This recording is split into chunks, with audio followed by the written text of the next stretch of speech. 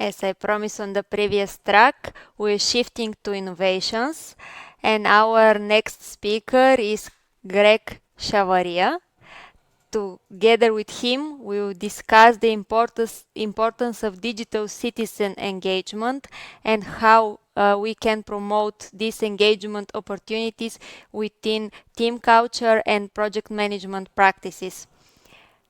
Hi. Hi, how are you, Elena? Thank you so much for inviting me to this great seminar and this great opportunity to share the wonderful experiences that we've been able to deliver with digital citizen engagement.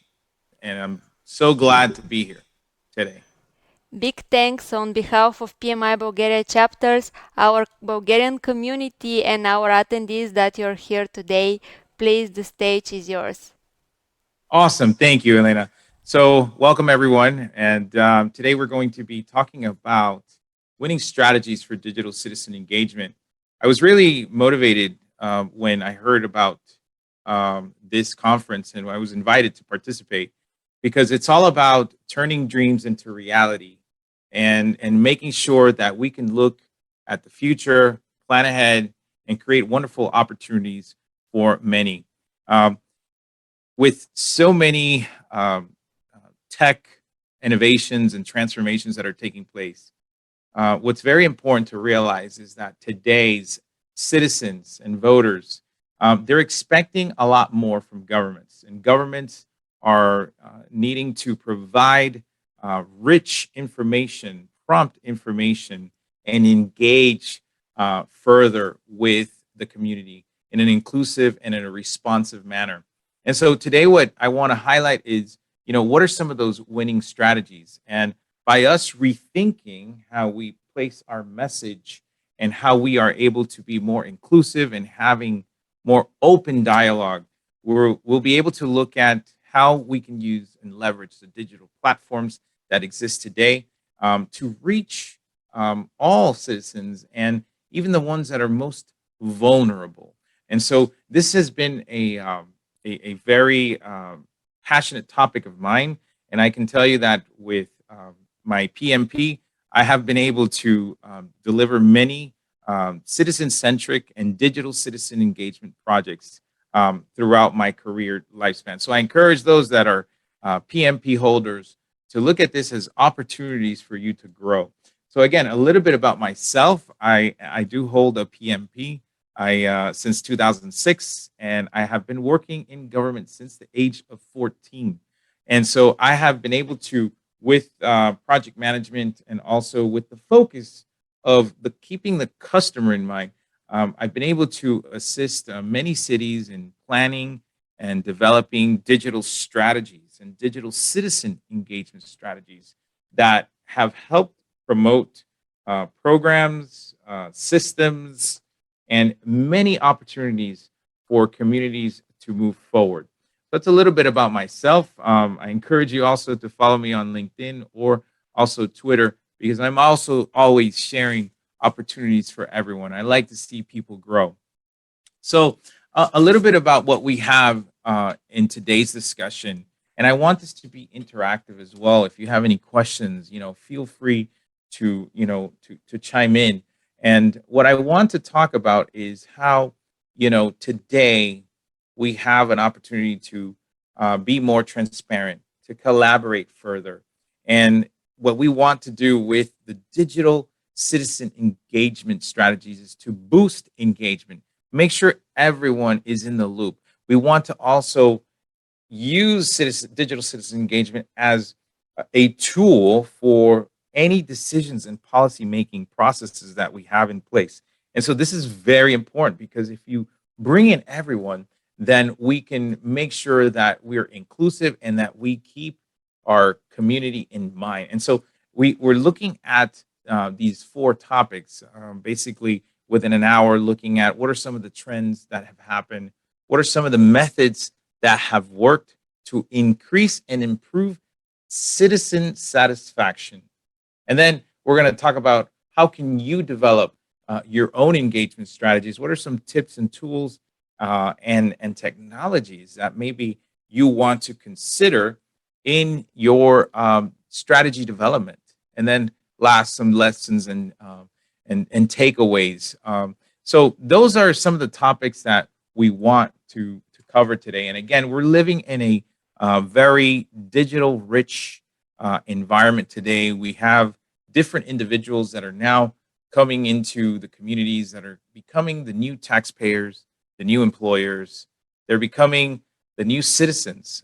Some of these are Generation Z. Some of these are digital natives, right? Even children that are in the ages of 10 to 20 years old, they are our citizens, and they are now providing feedback for different programs such as parks and social programs. And so we want to be inclusive of this new age, new community, new ecosystem. So let's dig in further about what digital citizen engagement is and how we can leverage, some of the trends and how we can produce better opportunities for all. So let's talk about how have we gotten here, and just a brief overview about some of the different paths that governments have taken in the past 2 decades or past 25 years. So here's a timeline just to recap about some of those things that have happened. So we can look at, for instance, and starting in 1995, actually, that's when, we saw many governments starting to have digital presence on the World Wide Web. And it was something that, um, working in government at that age, I saw that there was not a serious taking of the internet. The internet was something that was trivial just for certain people. It was more like a game, nothing serious. In fact, in 1999 was when the White House started their first official internet page in 1999 under President Clinton. And then, so that presence propagated and got more involvement. And we also saw, for instance, between 2005 and 2010, a lot of governments starting to do web forms, web apps as a way to do the intake process. And this is something I want to share a story with you of something that happened to me in 2004. In 2004, I was working for another government agency, and I developed a form so that people can do the intake. So we could do the intake for potholes, for issues, and I remember doing an ASP form and publishing it on the World Wide Web. But there was a lack of sponsorship, and my boss at the time in 2004, he said, "You know what? No one will ever go to the internet to let us know their problems. They will always use the phone." And so I share that example because after that, 2005, 2010, many governments went online and put web forms and put many uh, different ways to do the intake of feedback, of concerns, of issues. And that's something that I want to instill in you, that humans want change, but they don't want change. That's in nature. And so we have to think about the future. We have to think about the trends, innovation, and never cease in bringing new opportunities into your market, into your environment, into your organization. Never stop bringing innovation. Innovation should be constant. And so, moreover, in 2010 to 2014, we saw a lot of like Facebook, Twitter. Again, not much seriousness in social media. Social media was not being adopted by many people, and certain governments were very skeptic about using it and how they would feel. For instance, how they were perceived if they were using social media. And so we saw that first wave, which was disruptive, but also it wasn't as serious, as the next wave, later on. We also saw in 2014, 2018, we saw a mobile first strategy. There were trends where many people started to now use the phone, their mobile phone, as their primary way to communicate, to reach the internet. And so we saw a lot of governments using mobile apps and CRMs, which are constituent relationship management systems, as a way to follow up with the constituents. So we saw a lot of app developments so that you can, let your government know about how you feel about a particular topic or subject. And so those are mobile first strategies that were enabled in the 2014, 2018 time. And then we also saw in 2018, 2020, a second wave of engagement where now government organizations were becoming more formal, training, actually have the government social media network, okay, that was formulated around this time. And basically is to provide guidance, training, and a better collaborative way of reaching the citizens in a unified, consistent, and standardized manner. And so we saw governments, again, now focusing more on leveraging their message through platforms like Facebook, like Twitter, like Instagram, and believe it or not, even Snapchat. And so we see that happening, and the purpose for all of this happening, the purpose for keeping that path moving forward is to empower citizens, to make sure that their voices are heard, to make sure that they are satisfied, to close the gap of communications between the citizens and government. And so these platforms help, create that interaction, that path, those channels. And so this is something that is still ongoing. And again, I encourage all of those that like media, like communication. I saw some of the people or participants that are part of this discussion that they like photography, they like digital, they like engagement. I encourage you to look at your own ecosystem and look at how your organization is leveraging platforms to engage with customers, to engage with stakeholders. And the more awareness, the more avenues and channels that you have that you can support, that you can put in place, the better and greater satisfaction you can reach. And as we know from project management principles, if we target high satisfaction, we deliver with high quality. So again, these are platforms that are available, and we want to make sure that we make best use of these. And then later on, 2018 to present, we now see a lot of governments in the digital citizen engagement avenues looking at how they can mimic the Amazon, how they can mimic Facebook, how they can mimic organizations like delivery organizations like Federal Express, like UPS. And so now we see now these rich websites that have chat features, that have artificial intelligence. We see a lot of that taking place today.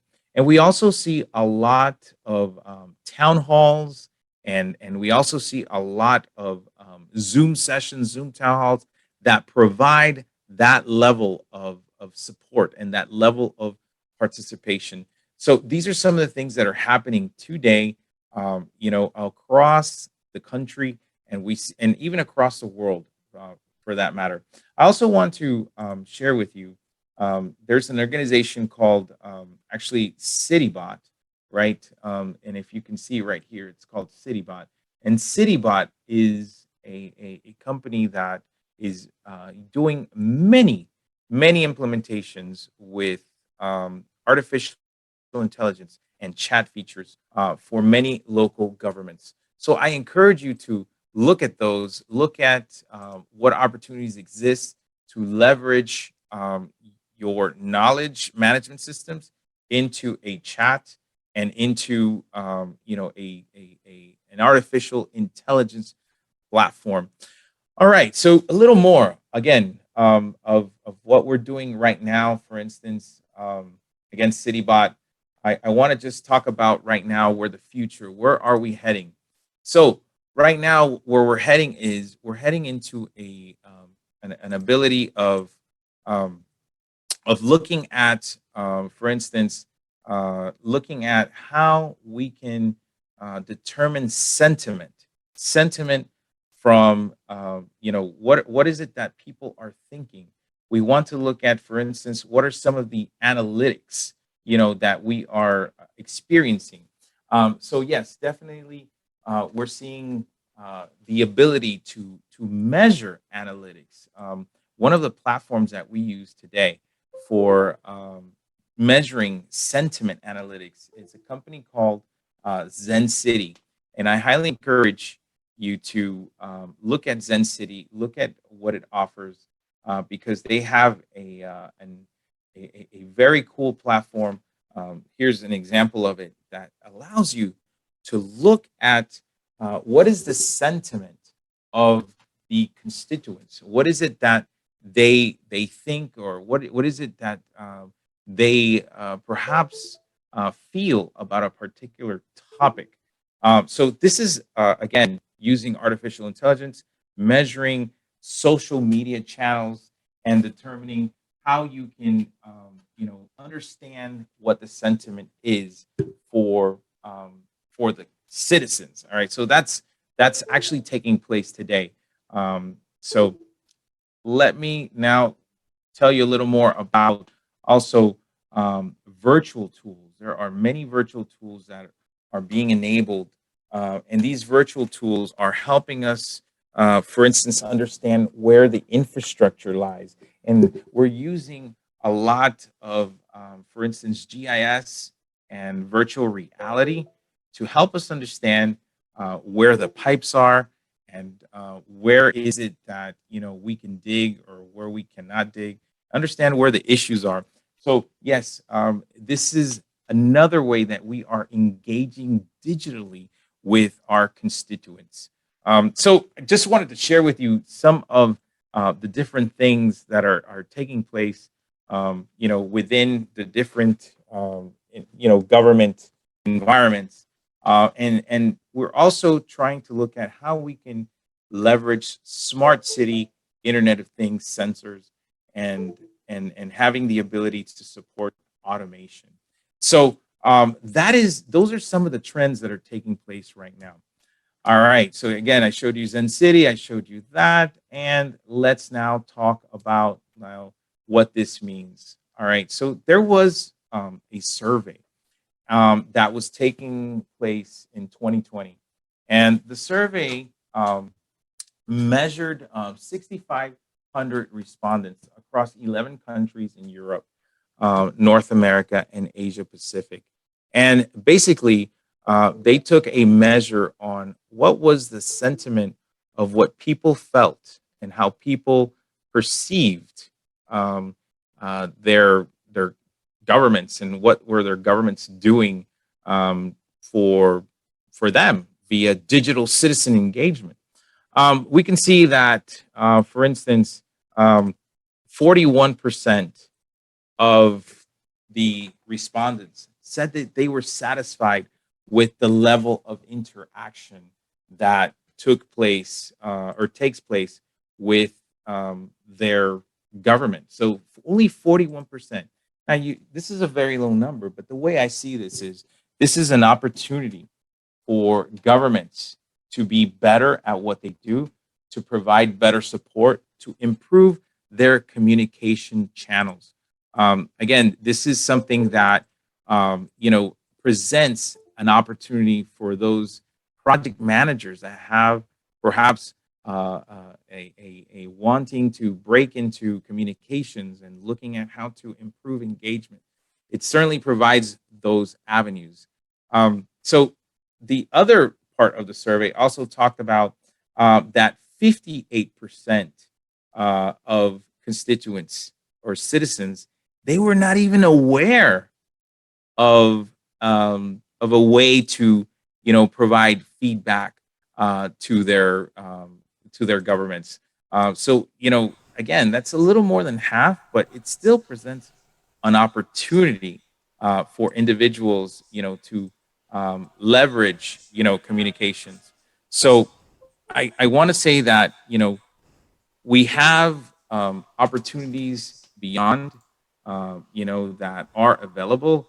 We have opportunities that can certainly be leveraged, and so just these stats can help you understand that. And then last 45% of the individuals um, that were engaged in this survey, they were willing to participate with governments to provide insights on on how they feel, or how they are able to um, perhaps communicate with their government. So again, all these stats, what they present is they present an opportunity for each one of us to rethink how is it that we are leveraging our message, our organization, and certainly, this presents an opportunity for us to be more responsive and also to be more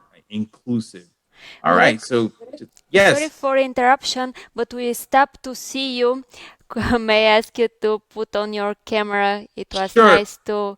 sure. I'm having some technical difficulties. I am going to look at a second camera, and I apologize for that. Let me see how I can turn on this second camera. Okay, And then don't worry. Continue with the presentation. all Sorry right, for the interruption. no worries, no worries. 1 second, please, and let me see if I can leverage. Do you see me now? No.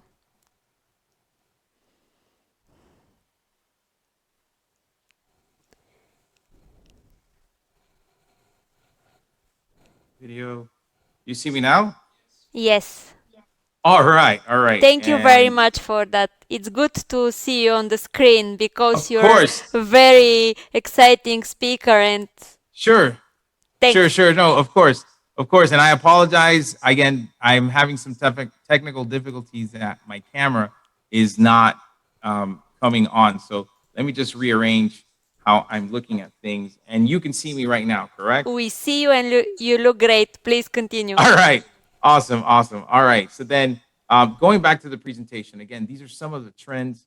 And so what I want to say is, right now, what these trends show us is that we have an opportunity to make things better, right? Do you see my presentation still? Yes. Okay, hold on 1 second. All right, perfect. And so again, talking about the trends, talking about where we can go, let's look at also another avenue where I want us to consider. And for some reason, my screen keeps pausing. 1 second, please. Do you see stakeholders?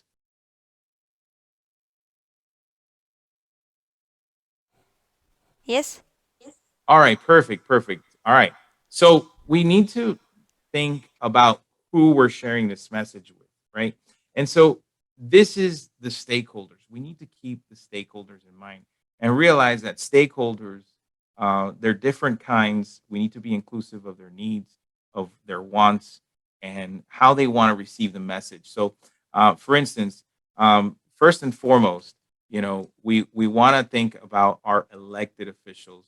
Our elected officials are very important because they are the ones that are representing the community, right? They are the ones that help us, for instance, help us, get feedback on, what is the wants of the community, right? We also want to look at, for instance, concerned citizens, right? What are the concerns of the citizens? Like, what is it that they are in need, or they would like to for us to know? So, concerned citizens is also, another stakeholder. We also have the need to bring in, understand families, right? Families, they have another concern, which is public safety. They want to feel safe. They want to make sure that, that we are protecting, how they are, their quality of life, right? So definitely, the families is also a very important part of our stakeholders, and we need to make sure we're engaged with them. Um, our business owners are pivotal to our success because they represent the economic engine of of the community. Business owners, we need to make sure that we craft a message that supports their needs, that they have enough information on how to sustain their business, on how to promote their business, on how their business can be successful. So another business owner type or subset are entrepreneurs. Entrepreneurs are another type of business owners that are like the startups. They're a smaller subset of business owners, and they need support from government in order to accelerate, to to grow, and to get into market. So we need to make sure that our message is shared with them, that they know what opportunities there are for their business to thrive, to grow, and that they are also that we're inclusive and that they stay in the community once they grow. And then the other type of owners that we want to make sure that they're part of this are investors. Investors are new business owners that yet have made a mark in the community. We want to show that we are a thriving community, that they can build trust, that they can see the vision, of the elected officials, of what the community has. So again, digital citizen engagement brings all of these stakeholders together, and our message needs to be consistent. We need to define the what's in it for me for each one. That's the WIFM. What's in it for me for each one of these stakeholders? And by doing that, we can reach better qualities of our communication. So again, a little more on how we develop strategies. I think one of the things we need to do is in government is that the way that government functions sometimes is very different than the reality. Sometimes there's a disconnect, and so one of the things that we can do as leaders is make sure that we promote internally what are the concerns, the priorities, the needs of these stakeholders internally. We need to be that bridge. We need to share that. We need to provide that awareness. All right. So sharing internally to staff, government staff, is very important. If you're not in government, let's say you are in a private organization, it's important that you can relate the sentiment, what people think about products and services from the outside into the inside. Again, leadership opportunities for you are abundant. We can do that with digital citizen engagement. A little more.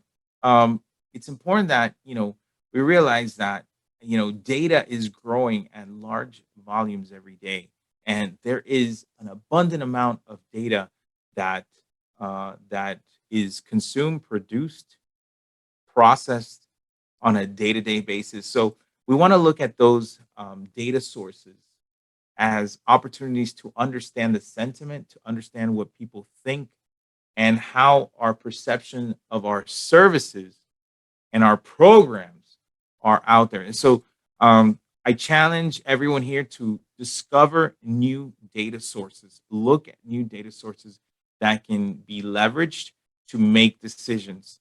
And I always like to tell people that without data, it's just an opinion.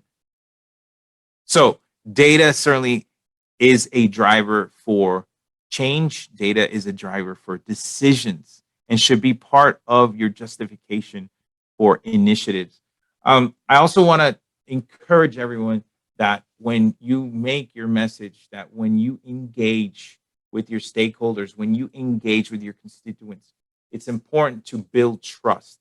It's important that you instill, veracity, confidence in your message. Because what happens is when you build trust, trust builds commitment. When you build commitment, you build engagement, and then engagement builds support. So it's something that, it certainly helps you accelerate as a leader, as a project manager, as someone that is a public servant. It's important to constantly build trust. And then something very important today is supporting digital inclusion. Let's not only think about the people that have the phones, let's not only think about the people that have access to the internet or that they have laptops or that they have tablets. Let's think about the most vulnerable population and how we can engage with them digitally. There are many formats that we can use, maybe changing the message in a format that is easily accessible. A lot of governments are now, instead of doing, URLs, they're using a lot of QR codes. QR codes are a very easy way for people to reach a web page, and we want to make sure that we're also considerate of those individuals that may not have mobile phones. Maybe we want to employ traditional um, forms of communication, and revert to maybe also telephone phone calls, automated telephone phone calls. Maybe looking at also partnering with local TV stations so that they can also share the message. In the United States, especially here in Florida, there's an obligation for TV stations to share a message in their local platforms. And those are public service announcements. So we can make sure that we are inclusive with our message to the underrepresented members.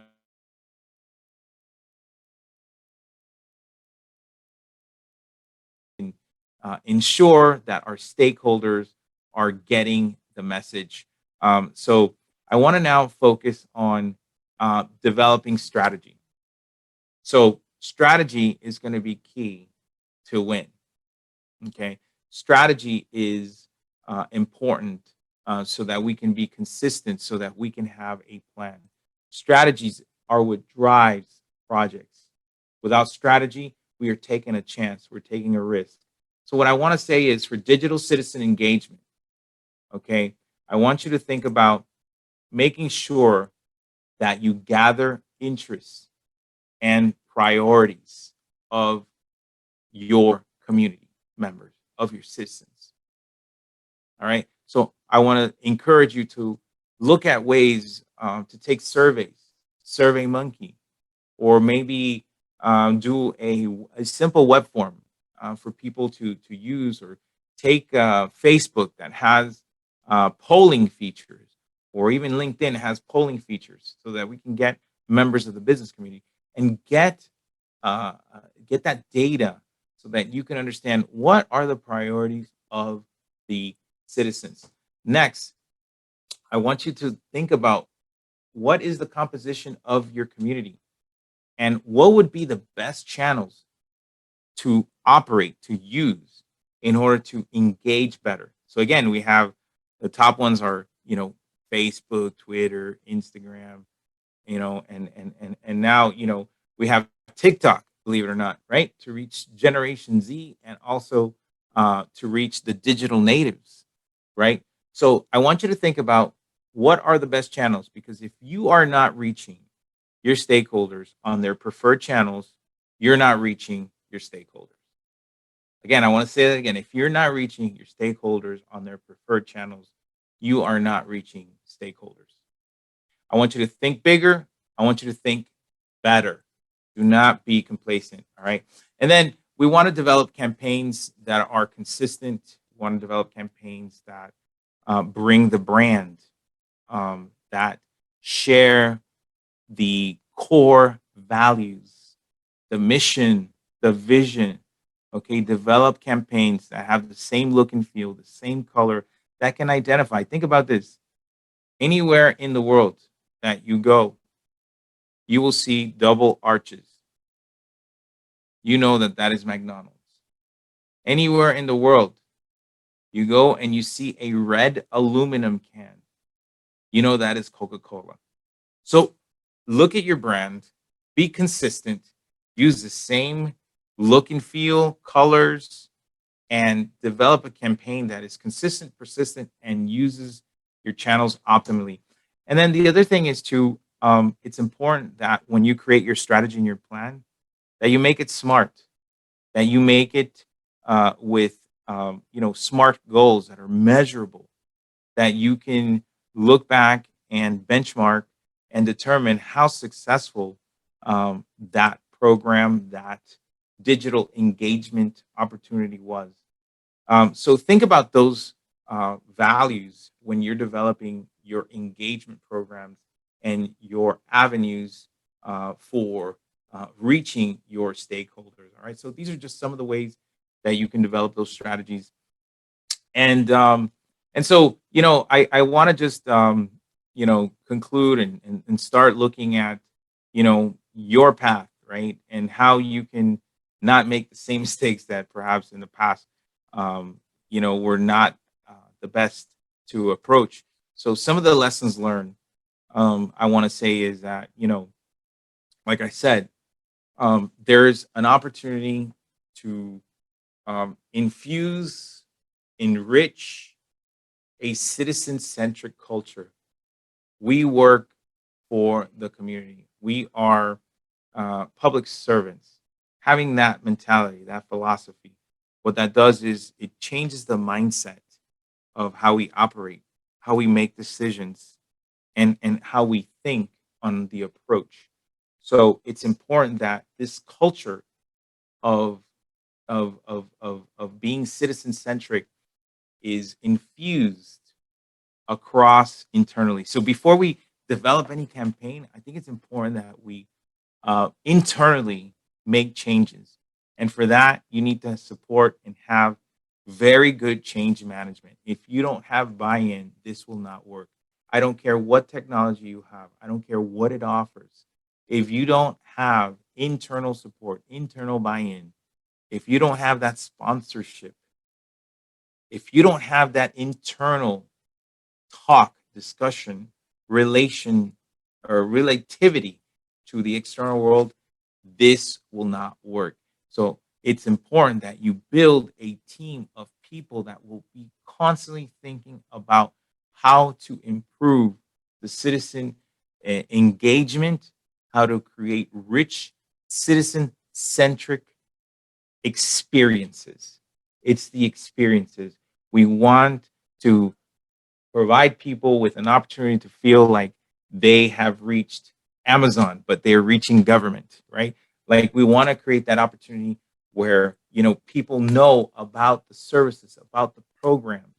We know, we want to know that the citizens know where to go and that it is understandable, right? That we don't use jargon or language that is too complex. In fact, a rule of thumb, heuristic that I encourage you to use is use sixth grade language in any external communication. Sixth grade language is very easy to understand, very easy to grasp. Use simple, keep it simple.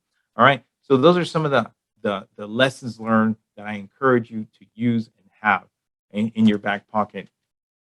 I also want to encourage you to look at the gaps. What are the opportunities?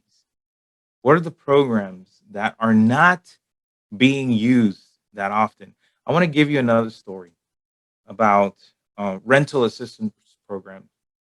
We had $600,000 worth of rental assistance programs that was not being used, that people did not know about. Um, and I asked, well, what are we doing for it? Oh, we shared it in Facebook, we shared it in Twitter, we put it on our webpage, but no one's coming. I said, okay, what language are we using? We're using English. I said, okay, are there other languages in the community? Yes, of course, Spanish and also Creole, Haitian Creole. Okay, can you make the message in those two languages? They changed the message and they put the messages out there. And within a day, they had 50 applicants just by changing the language. Again, thinking about the stakeholder. What are the gaps? So when you see something, look at the system, look at What is it that we're missing? Don't just do the same thing.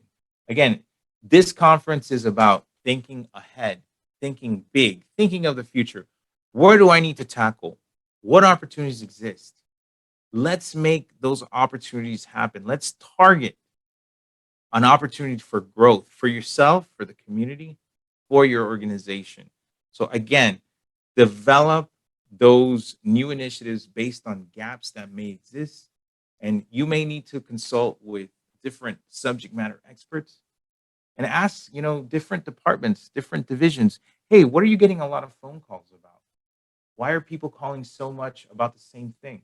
Then you know what? When you hear that, means that we have an opportunity to engage better, to send a better message. All right. So that's a little bit about seeking gaps. I think it's very important not to be complacent, but also keep looking for opportunities. And then the last thing is, it's all about them. We need to put citizens first. We need to think about their values. Why do we exist as governments? We're public servants. We exist to promote the better quality, to promote a better standard of life, of living, so that people can feel protected, so that they can have public safety, so they can have the essential needs of a community and so that they can feel inclusive. So it's all about them. Make sure the message makes that experience happen. Make sure people feel that. What is the takeaway? What do people feel when they read that message? Is it clear? Is it inclusive? Okay, it's all about them. So again, these are some lessons learned that I think are very important. I want to keep it just to three. Again, building internal collaboration and knowledge and awareness about our constituents, looking at what gaps exist, using metrics to get there and justify your actions, and make it about them. Make the message about the stakeholders. And we reviewed various stakeholders that exist in the community. Let's make sure that our message reaches them. And again, so going back, right? We talked about the trends. There's an opportunity for growth, right? We saw that there's an opportunity for growth. We talked about strategies, all right, and the strategies need to consider all the different avenues, consider the stakeholders, consider what are the best formats, right? And then lessons learned. Again, we just talked about those. It's making sure that we're in touch, that we know that we're relatable, that we are touching and making them feel important. So that's a little bit about what I wanted to talk about. I just want to say thank you for allowing me to share some of these experiences. I encourage you to be in touch. I'm always sharing opportunities, lessons learned, knowledge about digital citizen engagement. It's something that I'm very passionate about.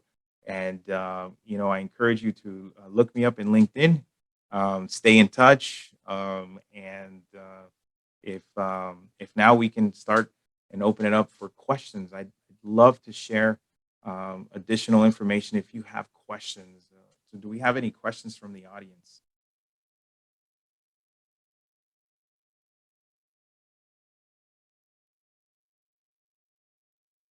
Do we have any questions from the audience? For your presentation. It's time for questions. The first question is how smart city can boost citizen engagement? How smart city can boost citizen engagement?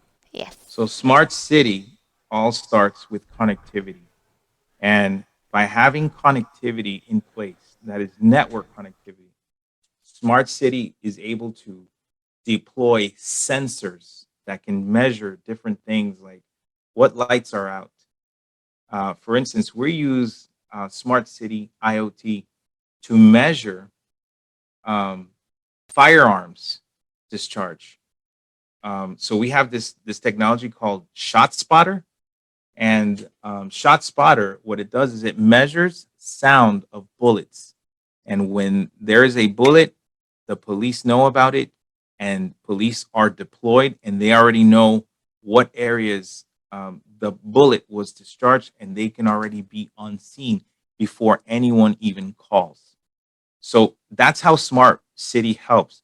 It brings awareness to the government about what are the conditions. We don't have to wait for an elected official cycle to happen. We don't have to wait a year. We don't have to wait a month, a day. We can know instantly, and that's the benefit of smart cities in government. Exactly.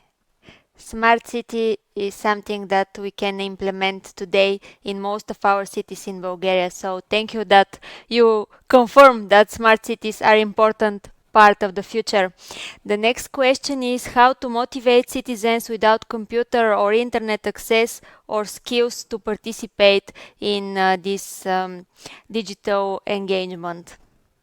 So again, it's important to use not only the digital means but also make sure that we use traditional means to engage and eventually um, show, for instance, that population that's not such in tune with the technology. Show them that it's easier to let us know about your problem if you use an app that you have on your phone rather than to call and go to a voice message.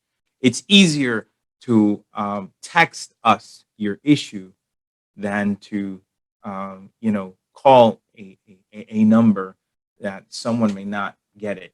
So again, we're enabling right now. We're on a path to enable um, text your concern so that we can receive texts about the concerns of the citizens and follow up, giving them a ticket and look at what are those issues. And again, all that can start by creating campaigns, um, putting training programs for the citizens so that they can be aware, they can see how easy it is, and creating champions, using different community members like churches, which already established the trust, right, with the community, using, individuals like the clergy, like maybe, prominent figures in the community, like doctors, right? People have trust in those individuals and showing them how easy it is. It's anything that we do, any deployment of any system, it has to be easy. It cannot be complicated. It has to be one, two, three. But we see a trend that even senior citizens are now on Facebook because that's the only way that they can see probably their grandchildren. So we see that happening a lot too. So trends also change how people communicate, and we have to be aware of those trends as well. Thank you. I think that all of us agree that citizen engagement is very important. I am wondering which are the most important project management skills that the project managers need in order to be able to implement such projects today. So I think that it's important to think about, as I mentioned, quality. When you think about quality, you're keeping customer satisfaction in mind, and that will drive a lot of your decisions, a lot of your strategies, your plans, and your approach to an issue or to an opportunity. So I would say keeping quality in mind, keeping, of course, communication in mind, stakeholder engagement and stakeholder management in mind. That's going to be very key. And it's important also to influence as much as possible those decision makers and showing them how easy it is, to make that change, to look at a different path. Thank you very much for your presentation and for the answers that you gave to us. It was a real pleasure to have you here and to discuss these innovative technologies that are coming in our reality. Sure thing. It was a pleasure being here. And thank you so much for the opportunity. Take Thank care, you. everyone, and enjoy the sessions. Bye bye. Bye bye.